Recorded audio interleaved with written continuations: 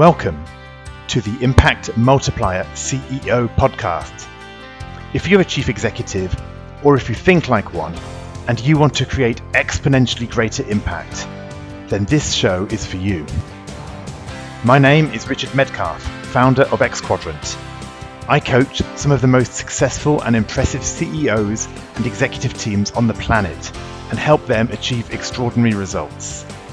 And no matter how successful you've been in the past, there's always a whole new level of impact available to you. So, if you're ready to play a bigger game than ever before, I invite you to join us and become an Impact Multiplier CEO. In this episode, I speak with Stephen Foreshew-Cain, who is the Chief Executive of Xquadrant. We talk about his first few quarters in the Chief Exec role, and it's a fantastic conversation.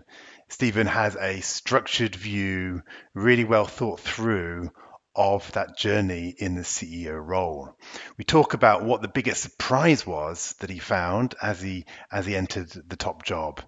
We looked at how he engaged with the founder to understand the story which really shaped his approach to the organization. He gives 4 very, very clear areas that every CEO needs to attend to.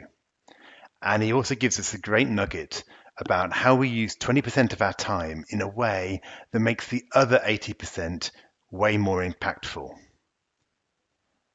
This is a great conversation, plenty of learnings. Do we hope you enjoy it with Stephen Foreshew-Cain. Hi, Stephen. Welcome to the show. Thank you for having me. I'm actually really delighted to be here. Well, it's going to be fun. We're going to look at what I call the CEO learning curve. You joined Xquadrant just a couple of years ago, and it's going to be really interesting to look at what you've learned about those first few months, quarters in the role. Before we go any further, why don't you give us an explanation first of all, what is Xquadrant, and then we'll kind of go into your story from there. Sure. So Xquadrant is a technology professional services firm. We essentially build custom or bespoke software solutions for our clients, introducing technical innovation into their organizations to help them solve some of their most complex challenges, or potentially exploit new markets as well. Historically, the firm was founded about 16 years ago. I think we're into our 17th year, actually, and very much focused on the financial services sector, a sector that had increasing regulation, competition, technical innovation, and so we focused on financial services. Over the last couple of years, we've expanded into the public sector as well, a passion of mine, which I'm sure we'll touch on. But yeah, a very successful company helping our clients solve some of their hardest and most complex technical challenges. Right, got it. And just in terms of scale, like how big is this company roughly? Sure. So we're the number keeps changing, but we're about, last year we were over 40 million in terms of revenues. We're on track definitely to increase that. This year, significantly double-digit growth, over 400 employees, predominantly based in the United Kingdom. We also have a presence in Europe. And we are looking to the future that perhaps we'll be serving, operating in markets globally, but we certainly serve clients who are all over the world at the moment. As you can imagine, in the financial services sector, we have a number of North American clients, as well as those based in London across the continent as well. Perfect. So it's a really successful company, and I know it's had a long history of success. And there was a founder who created the company, has been CEO before you, which you stepped into those shoes. So what's the story behind that? So tell us a bit about. I think it's your first CEO role. So the very successful founder, everything else, and he decides that Steve's the man for this role for the next phase in the company. So tell us a bit about what's your background, and then what's the intersection, right? What was it about perhaps what you brought that led to this next step?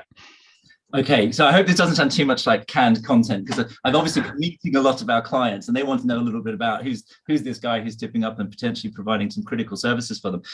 So I'm Australian British. I think I still put it that way around. I think 22 years. It's almost getting to the point where I might say British Australian at some point. Well, I've been 22 years in France at this point, and I just like to say to people, if British people think I'm quite French these days, and French people still think I'm very, very British. So somehow because I have a long time ago background in theatre and in acting, I do have the ability to pick up accents. So people sometimes can find it difficult to pitch where I'm from, but definitely Australian British. Been here 22 years.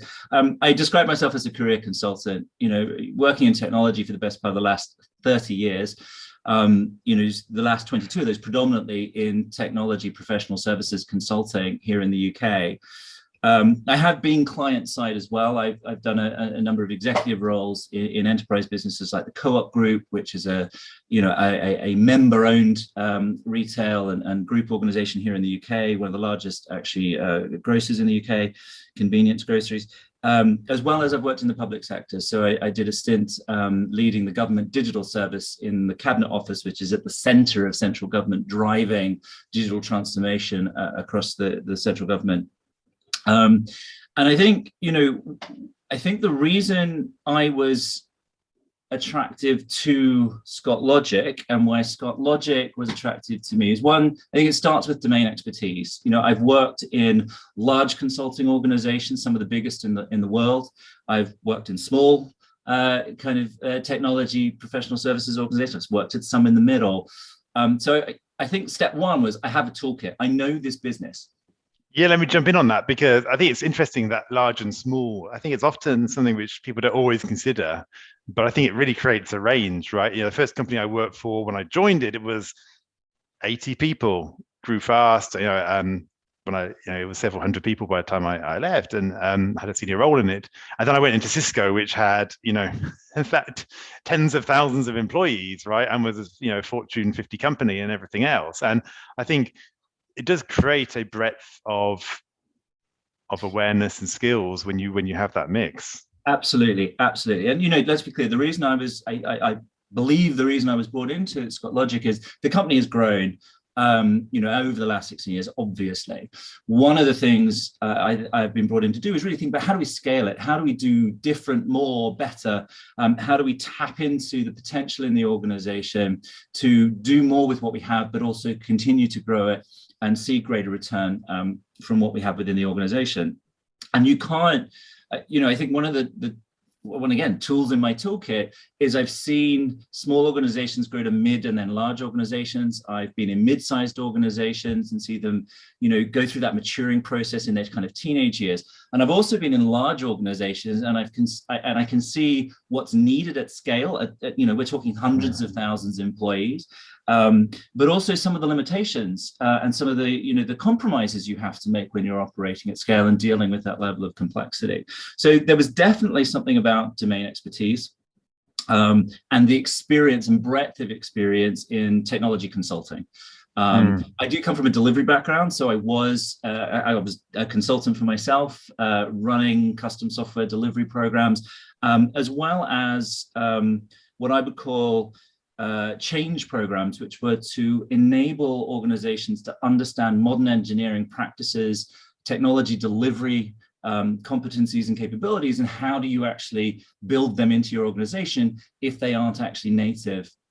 So there's an element of I wouldn't call myself a management consultant in any stretch, but certainly in the domain of how do you introduce change, particularly around ways of working, behaviors and competencies into organizations. I think that's where the conversation started. Certainly, I enjoy the process of growing an organization, but seeing it realize its full potential. And so the hook for me in the first conversation was, here's a successful organization. It is growing, but is there real opportunity here for this to outperform? And that was certainly a big part of it. I think the other two, I think those are table stakes. Like if you're going to run a professional services consultant, you probably need to know how those sort of things run. I think there were two other things that were the predominant part of the conversation, and it was quite a lengthy process. As you can imagine, a founder owner is looking for his successor. That's going to take some time. You really want to. Who am I going to give the baby? Who am I going to give the baby to? Right. Well, exactly. And so I think the other one that we tested in both directions through our conversations with one another was cultural alignment. Is this person going to be the sort of leader that people will want to follow? I mean, we had a long conversation that I have a principle that actually successful leaders lead with the permission of the led.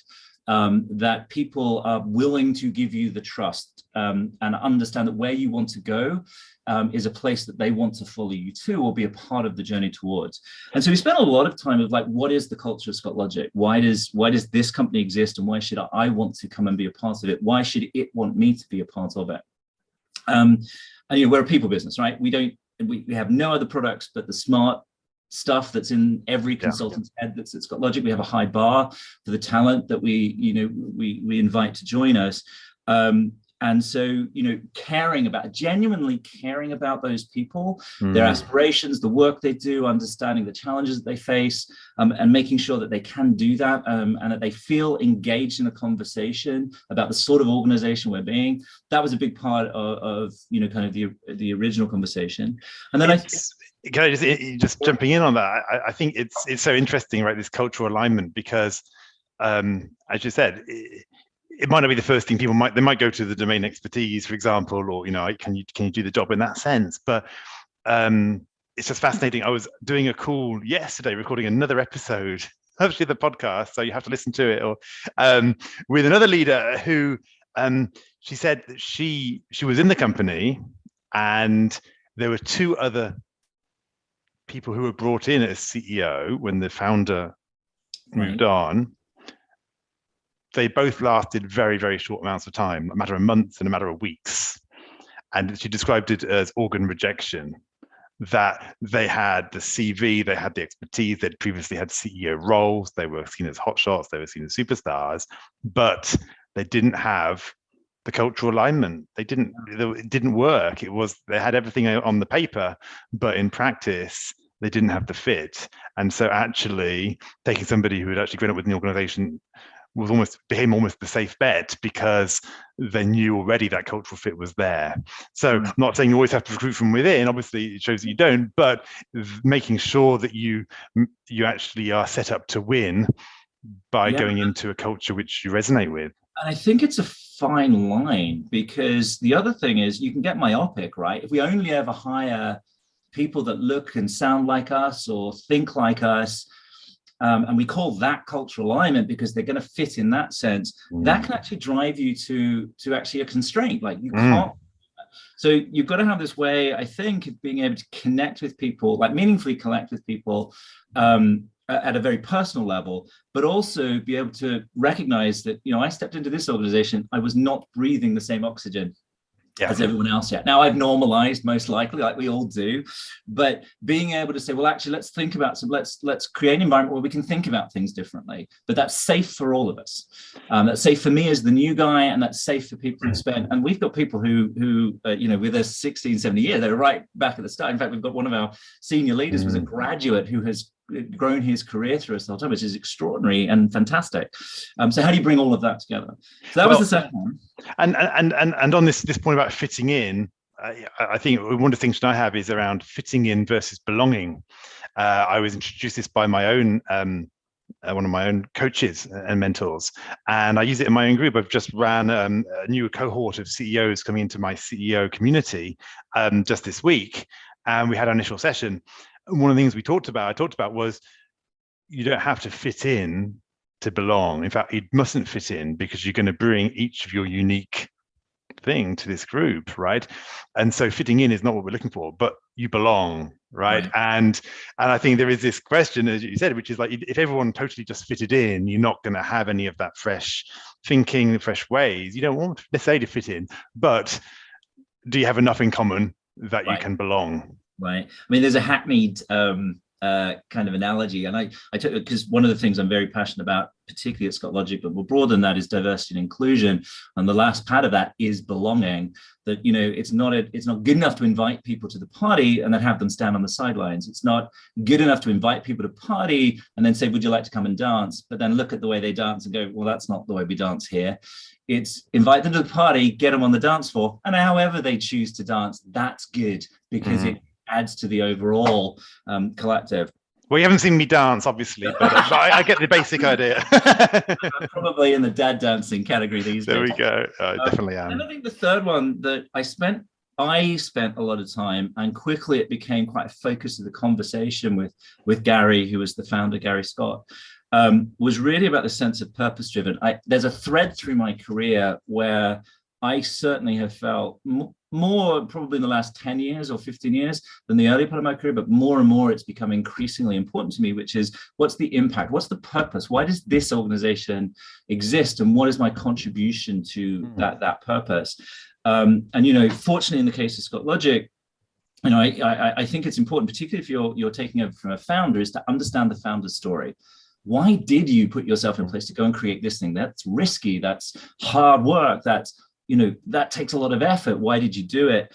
And there was a core, never written down, never probably expressed the way I have subsequently chosen to express it, but it really was about creating opportunity. That Gary he's Northeast based. He's a Newcastle lad. He'd gone to London to pursue his technology career in the financial services industry. And at a point in his career, he said, well, why did I have to do that? Why did I have to leave the community into which I was born, which I was educated, which has supported me? Why did I have to leave it to avail opportunity? I'm going to create my company in Newcastle. That's where I'm going to start. And I'm going to create opportunity for people to enjoy the sort of career that I have had without having to let go of community. So it started there. Yeah. We had graduates very early, much earlier, I think, than a lot of organizations similar to ScottLogic might, bring them in. Once again, that was about, well, why should people have to go away to come back to their community? Why can't they do it here? And so there was a real sense of purpose behind the company that I went, yeah, I can get to that, because actually creating opportunity, it started with creating opportunity regionally in the UK. But now we can go bigger than that. Now that we've got a platform and capacity and capability, we can think about different ways that purpose can come to life. And there was a really strong hook for me. I mean, I love that. I mean, this idea of understand the founder's story. I think it's a great takeaway. It really is, because how many CEOs really do that, and suddenly they've got a company that it's a disembodied financial engine, right? Whereas if you understand why it was created, what's really the cultural driver that's been instilled implicitly, probably in many cases, then I think you're tapping into the heart and soul. Right, absolutely. And we'll talk about probably one of the biggest surprises I had. It led me to want to write that stuff down. It led me to want to start talking to people about it. And it does come to that kind of cultural alignment, which, as you say, it was implicit. It certainly kind of filtered through the fabric of the organization. But by being able to step in and say, actually, we are all united, that this describes why we are here and what this organization is for, it means we can talk about different things. We can bring different ideas to the table because they are rooted in the same reason for being in the first place. So those were the three big things for me, like the domain expertise, the cultural alignment, and rooting all of that into, well, why does this exist? And do I want to be a part of this? And obviously the answer was yes. Yeah, that's fantastic. Thank you. It's so clear. Let's move on. You started to talk about surprises, and and that's right. I'd love to understand what surprised you. Right, you had very senior roles in other companies. Here you kind of got the CEO role, which has a different scope. So, what were the surprises that you found as you kind of wrestled with that new opportunity? So first and foremost, and I'd been surprised by this before, so I had no right to be surprised by this one. But stepping into an organization of 400, 500 people, the first one was you can't run the company. In fact, your job isn't to run the company, but you kind of step into it and think, right, I'm here.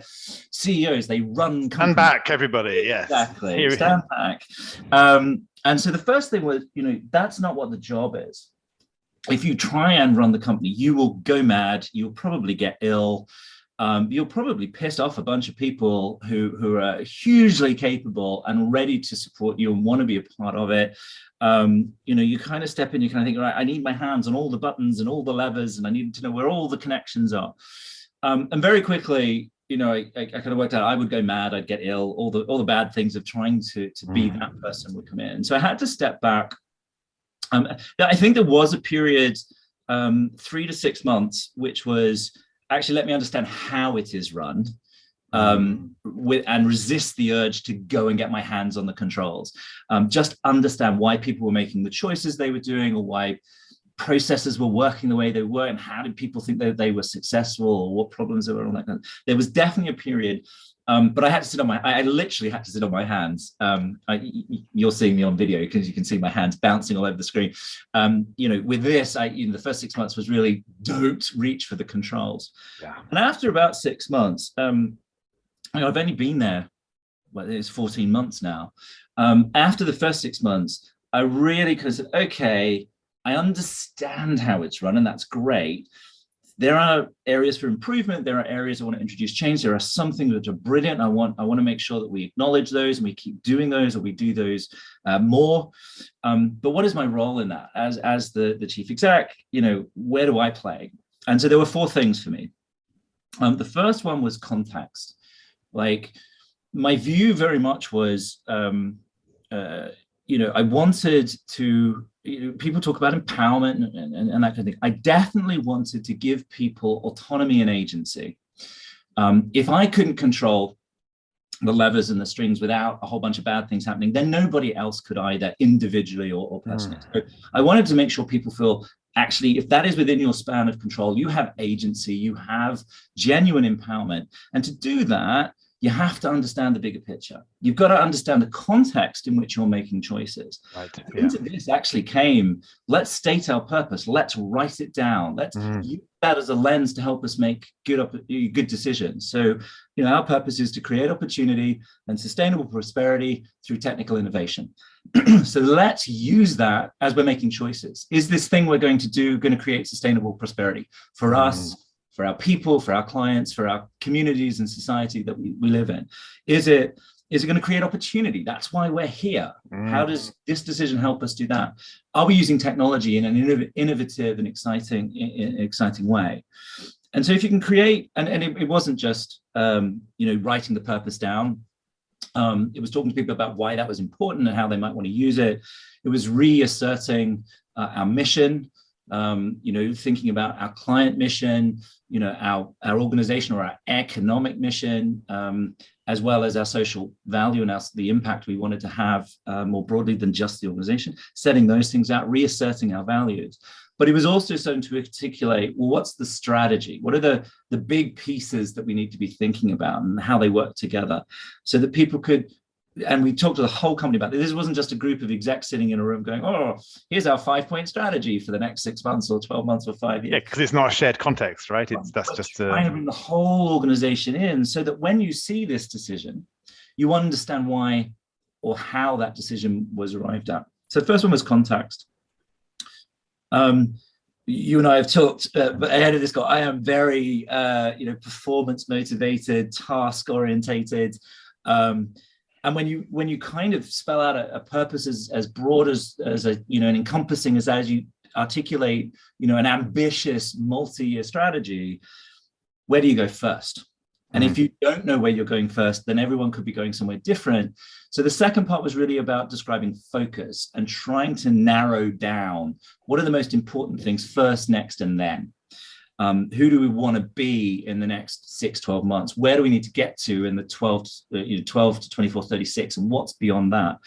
And how do we actually focus in on the things that are going to have the greatest impact? And how do we have collective agreement about that? There are some other important things, but right now they're not immediately in our focus for very specific reasons. It's Richard here with a quick interlude. As part of my coaching and advisory work, I often work with leaders who have recently taken on the CEO role. It's a big leap from the comfort zone of functional leadership or business unit management. And it opens up a whole new set of stakeholders, pressures, decisions, and responsibilities. I found that there are 3 key things that will make a huge difference in those first quarters. Number 1, balancing the operational and the strategic, what I call CEO focus. Number 2, establishing credibility, what I call CEO presence. And number 3, managing stakeholders, those CEO conversations. I've written a short email series that goes into more detail on the transition to CEO and how you can practically sharpen your CEO focus, solidify your CEO presence, and master your CEO conversations.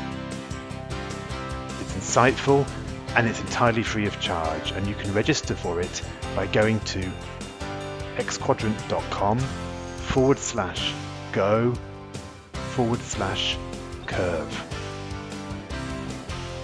Now, back to the conversation.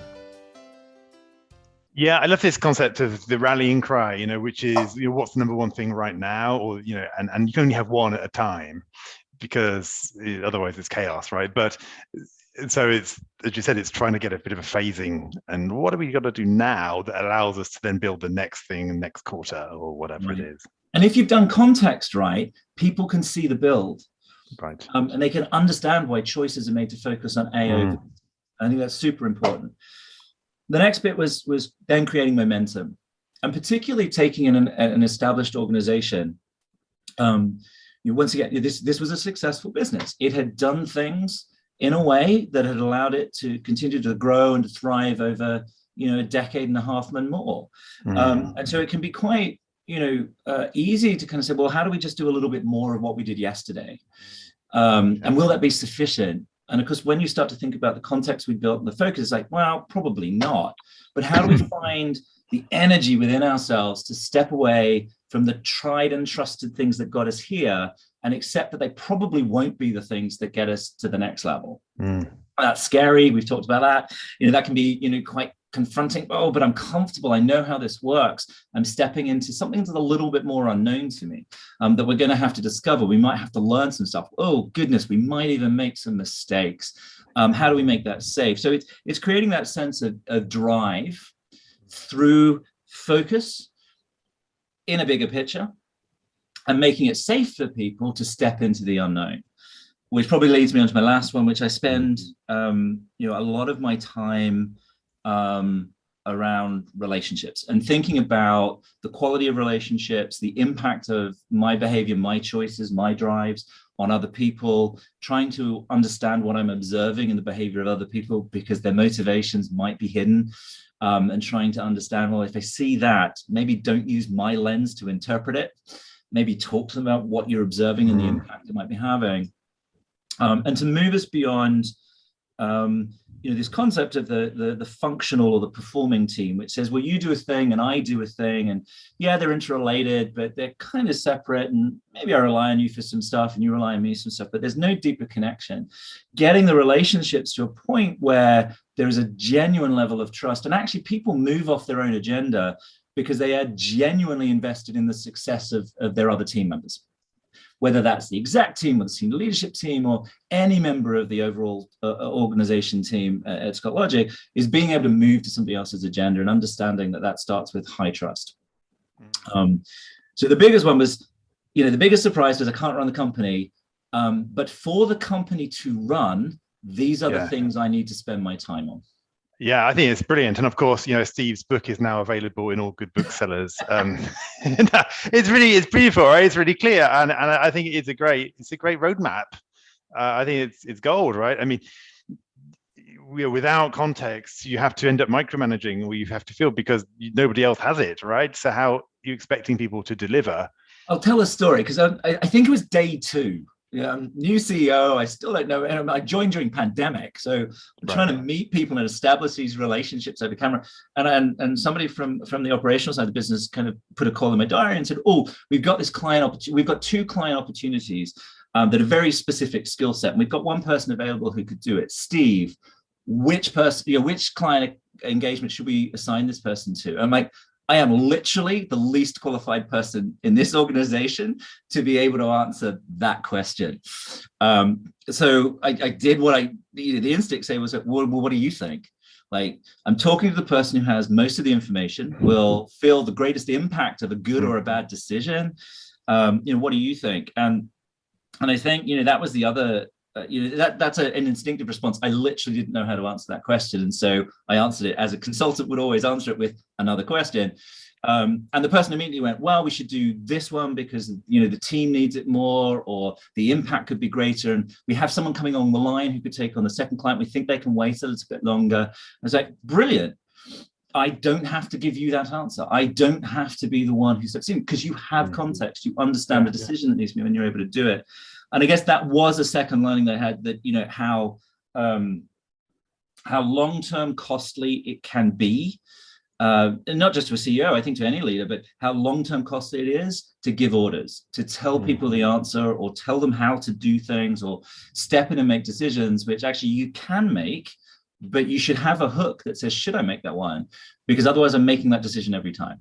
And I'm disempowering, I'm removing agency and autonomy from that individual. And then once again, we talked a little bit about this. It's so hard in the moment, particularly for someone like me who is task oriented. It's like, well, I make a decision, I tell someone how to do it, it gets done, tick, immediate burst of energy in my heart that says, I can move on to the next thing. So in the moment, it feels so rewarding. But what I'm left with is, and if I do that with everybody, a bunch of people who are now reliant on me to make that decision for them. And you've trained them, trained them, right? Yeah, and suddenly it's like that's what the boss expects, etc. And actually, it's probably safer because I'm not going to get shouted out for doing the wrong thing. And yeah, suddenly you've got a very passive organization, and people are wondering, why are these people so passive? I'm waiting for their ideas. Well, you've created that reality. Right. And even when leaders come in, often leaders will find they have to change that reality that's been created by a predecessor. We need to actually say, this is not the game anymore. Yeah, let's not do it like that. And then I think that's the other one, which is particularly joining an organization of this size with this history behind it, is it's really hard to know what's really going on. People will happily, give you reports or, financial statements, or there'll be dashboards you can look at, or PowerPoint, we did it this way and here it is. And that's a certain amount of information, and it is important, and I'm not denying it. But it's really hard then to know, well, how do people feel about that? Where are their ideas? And so I think the other thing, and this is a lesson I learned when I was in government, actually. I was very fortunate to spend some time with the then Cabinet Secretary, Sir Jeremy Hayward, who has unfortunately passed on. But I remember having a conversation with him in the corridors, I think, and asking him, like, you've got to, your job's nuts. You've got to run this massive public service, civil servant machine that delivers public policy in the UK and public services. How do you choose where to spend your time? And I remember him saying, he spent about 20-25% of his time just talking to people. I was like, a day, more than a day a week, just chatting to people beyond the scheduled meetings and the reports. He said, yeah, it's the only way I really understand where to spend the rest of my time, because the data I can take in and I can interpret, but to turn data into information, I really needed to understand how the senior civil servants and the broad public sector workers, really how they felt about it. And I suddenly realized, I was like, yeah, he's been doing that to me for the last year and a half. He's been asking me about this, or what was my opinion on that? And so I think that is super important, that you coming into an organization as a new leader, but I would say even as an established leader, is make sure you've got the ability personally, but also through the other leaders in your organization, to really connect and spend time asking people, what's really going on for you? What's that feel like? What's happening? What do you see? Because it's not always represented in the information that otherwise normally flow to you. Yeah, fantastic. Yeah, create space and connect, because then that's slowing down. Yeah, if you're stuck in meetings all day, it might feel productive, but are you really getting the context yourself that you need? So I think that's fantastic advice. Hey, Steve, we have time. Let's move on and get to our little quick fire questions. I always think it's interesting to find out a little bit about some of the inputs to the lives of our CEOs. What's a favorite quote that has perhaps influenced you or guides your leadership? Yeah, so it's a David Marquette quote, the author of Turn the Ship Around and Leadership is Language, which is, don't take control and attract followers. It is give control and create leaders. And importantly, the leaders in that is lowercase l, because it's talking about behavior rather than roles. Yeah, perfect. Yeah, sums up a lot of what we've been talking about today.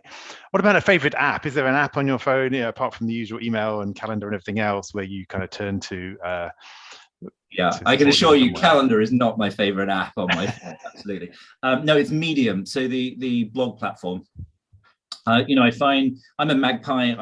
I like to pick up ideas from here, there, and everywhere, and I do read a lot. But I get 5 minutes, 10 minutes, a train here or a cab ride there. And I just find Medium really brilliant just to be able to dip into people I'm connected to, but also it suggests ideas, and I can just short, sharp kind of bursts of, oh, that's really interesting. I'm now going to go think about that and where I might take it. Yeah, beautiful. How about a book that's really influenced you? This is probably obvious, which is Simon Sinek's book, Start With Why. Mm-hmm. I've talked about creating context, and my conversations with clients, very much, there is a vast, professional services, technology consulting, supplier base out there. Why would a client choose to work specifically with ScotLogic? And so we always start with, well, what is ScotLogic for? Why does it exist? And why is it specifically the partner of choice for any of our particular clients? Also, sometimes why it is not. And I think that's important as well. And Simon writes very eloquently and speaks very eloquently about that as well. Yeah, absolutely. Yeah, it's a counterintuitive, right? It starts, until you suddenly realize, actually, when we speak from our essence, it does attract people and repel others, and that's how it should be. What advice would you give your 20-year self, your 20-year-old self? I think there's probably two parts to this. Well, the first one is definitely and we used to use this phrase a lot when I was in government, but the team is the unit of delivery. And really kind of think, the first part of my career, and I think I don't come from a technical kind of background. I come from an arts background, and I think I spent the first half of my career building my own skills and trying to prove those skills, because I had an imposter syndrome, like, how have I ended up in technology? I know nothing about this. What value can I possibly bring? And so it was often that I was focusing on me and my individual contribution, which, without all of the other people involved in what is a team sport, creating modern software, I couldn't have been successful. And so I definitely would go back and say, you've got to build your skills. That's absolutely something, but see it in the context and its contribution to the collective. That is that one. The other one, is really developing or cultivating a genuine care for the other people that you work with.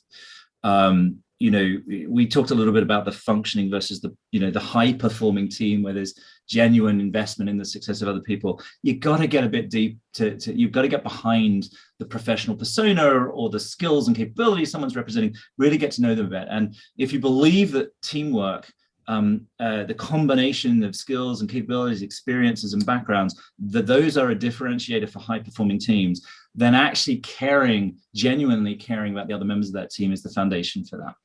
So I definitely tell myself to do more of that. Yeah. No, thank you. It's so challenging as well for many of us, right? We focus on our own skills, and actually remembering that it's only as they're expressed through the context of the team or the collective that they scale their impact. It's a fantastic catch. Last one is, many of our best guests on the show come from referrals. So I'm always curious to find out, who's somebody who's influenced you personally, a CEO, perhaps you've encountered in your own career, who might be a great guest for the podcast, and what do you admire about them? So there's two, and they're not CEOs, interestingly enough, but one goes back some time, one I've met relatively recently. The first one is a chap called Colin Ferguson, who runs the Altitude Foundation, which is, we supported its creation through ScotLogic way before I arrived here, but it focuses on, creating opportunity, once again aligned with our purpose, to open up access to technology careers to kids from backgrounds who might otherwise not. And so it focuses on programs in schools to introduce technology careers and skills to kids and all the rest of it. And Colin, one, is a domain expert in what he's doing. And I could literally listen to him talk about the impact the work the Altitude Foundation has, but he also does it in such a gentle and inviting way in. And I just think his natural style and making what is a very small organization have such a tremendous impact. I just imagine if I could get that ratio working for ScotLogic, I'd be taking over the world, I think. So I definitely respect him for the style he brings to it, the deep domain knowledge and care and passion he has for his space, but just the way he brings people and builds coalition, I think. So that's one. The other one was a lady called Janet Hughes, She's program director for the Future Farming and Countryside program at DEFRA. She worked with me when I was in government. If you know anything about GDS or the Government Digital Service back in those days, there was one of our stickers was "Be Bold," which was Janet. Janet was challenging the four kind of principles of the Civil Service Code and saying it's missing something. It's missing "Be Bold," along with impartiality and objectivity and all the stuff that's in there. Incredibly capable leader, and once again very humble in how she brings people together. She's done some amazing work in bringing together a podcast for farmers to talk about the program of work she's doing and how government policy is going to affect farming in this country. And once again, it's just built this incredible coalition. Her team, her stakeholders, a broader group of people who are impacted by that work, just truly extraordinary, and definitely someone I would suggest you talk to. Fantastic. Thanks so much. So let me ask you my favorite questions, which is about the next level, because that's what gets me out of bed in the morning. Where do you go from here as a business? Where does ScotLogic go in the next few years? What's its next level going to look like? Well, bigger and better. But I get a lot of calls from people that work in corporate finance who, do you want some investment? Do you want us to buy it? It's like, go away. We're very happy being, a privately owned company. But we do want to grow for sure. But the focus is growing with that purpose. The growth for the sake of growth is not interesting to us. We want to grow in ways that we can actually demonstrably point to are creating opportunity for our clients, for our people, for the communities we live in, and how do we do more of that? So I think it is, I said traditionally we're in the financial services sector. We've got a significant proportion now of public sector work. There are whole industries that haven't yet been able to tap into what I think is some really brilliant people at ScotLogic. I want to bring that forward. I think there are also new and evolving technologies that we want to explore, and we want to be able to bring those to our clients and say, here is opportunity for you to actually move the dial for your business through our expertise and the technologies in the market. But importantly, it's got to be sustainable, that this isn't a spurt and flop. This isn't a let's push hard and ease it off, that we actually are building towards, I sometimes use the language of the 100-year company, that I'm merely a custodian for the foreseeable journey that I will be on with ScotLogic, which hopefully is long and many-yeared. But that actually we're building a platform that the things that we hold to be true today, that we think are important to our business today, will have long tenure. And that we will be acknowledged and respected for in the years and decades to come. Yeah, I love it. And the next question is the corollary of that. As you will look to grow with purpose and build that 100-year company, what are you going to need to do yourself to multiply your impact, right? We've talked about this, what got us here never gets us there, and we're going to have to reinvent that success formula a little bit. So where might that stretch be for you, Steve? Yeah, this was a hard question to think about, because it's like, obviously I'm perfect. Well, yeah, I picked that one up. But not in any sense of the word. I think one, it comes back to focusing on being more teacher than captain. That, the more and the longer I do this job, I now have 30 years of experience and it's interesting, but it's only my experience. And really, rather than use that experience to tell other people, it's expose that experience such that they can tap into and learn from it in their own way. And so, I talk about sitting on my hands. I talk about trying not to necessarily give the answer, but sit back a little and say, well, what do you think? Where are you heading with that? What are you observing? What are you feeling? I need to definitely sit on my hands more. And resist the little devil on my shoulder who says, answer that, the answer to that, you're the smartest kid in the class. The good news is I'm not the smartest kid in the class, not by any stretch of the imagination, but I found my place in an organization where I think it's a pretty advanced class. And as much as I can open my experience up for others such that they can learn from it, I have to open myself up to learn from them as well. That I am not inured from that because of the position that I hold. And so I definitely need to think about that. The other one is, I listened to one of your other podcasts actually, and I was like, that. I have to keep telling the story. And it feels like I'm being repetitive. that, you know, when I talk about purpose, mission, values, I talk about what we're trying to do and how we're trying to do it. You know, you get to a point where it's like, oh God, someone's going to call me out that he's a broken record. He's got one or two lines and he just keeps using it. It's once again getting comfortable with that, because that is a part of the foundation of what we're trying to build on. And some of the things we'll do will change around it. But being true to that context that we set up front and it's rooted in purpose is super important.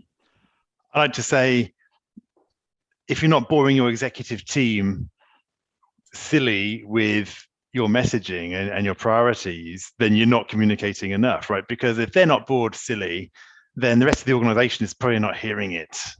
Right. Because it dilutes as it goes out. Absolutely. 110% on that. So it almost becomes like a sign of pride. Like, do I sound like a broken record to you? Yes. Excellent. Right. That's what you want. You want to be the broken record in many ways. So yeah, it's a good catch. So last thing, Steve, this has been a great discussion. If people want to find out more about you or about Scott Logic, what's the best way for them to do that? Well, I mean, folks can obviously check out the website, you know, scottlogic.com, 2 T's in Scott, or reach out directly. Actually, we've got an email address. It's just set up at steve@scottlogic.com. Where folks can contact us directly. I'll be honest, I'm not the only person who looks at that inbox. So no deeply personal secrets, that email. We got it. Yeah. So there's a bunch that help me with that, but definitely reach out. You know, if there's people who want to know more about us, or who want to work with us, or possibly join us, or want to hear about some of, you know, I talk about a 3-pillar mission that we have. One of those is about impact and social impact, and, you know, what we want to see in the world and be in the world as a part of it. If people want to talk to us about that too, there's obviously the Altitude Foundation that we support, but we do more than that as well. And I'm always keen to hear about what other organizations are doing in the space of social impact and what's working, what's not working. So definitely up for that. Perfect. Well, hey, Steve, this has been a fantastic conversation. You know, I think you've given us so much, and thank you. You've clearly thought about this stuff. You know, I say you can write a book on it. You've got your context, your focus, your momentum, and relationships. And I think these reflections around the cost of giving orders and the importance of actually creating this space in your diary to just connect with people, find out what's really going on, and all the other things we've talked about. It's been really, really rich. So just thank you for sharing your wisdom and being so open and engaging around it. Yeah, you're welcome. I mean, my internal imposter syndrome is kicking in. It's like, oh, everyone knows this already, Steve. You're not telling anyone else. But if it's helpful to somebody, I'm very glad to have shared it. Yeah, well, perfect. Thanks, Steve, and look forward to continuing the conversation. You too. Thanks, Richard. Goodbye. I hope you enjoyed this conversation. Now let's talk about you. When you're in top leadership, when you're in the biggest role of your career, who supports you at a deep level as you lead others? Who helps you multiply your impact and get to the next level? If you're ready to learn more about our content, our coaching, and our community, then visit us at xquadrant.com.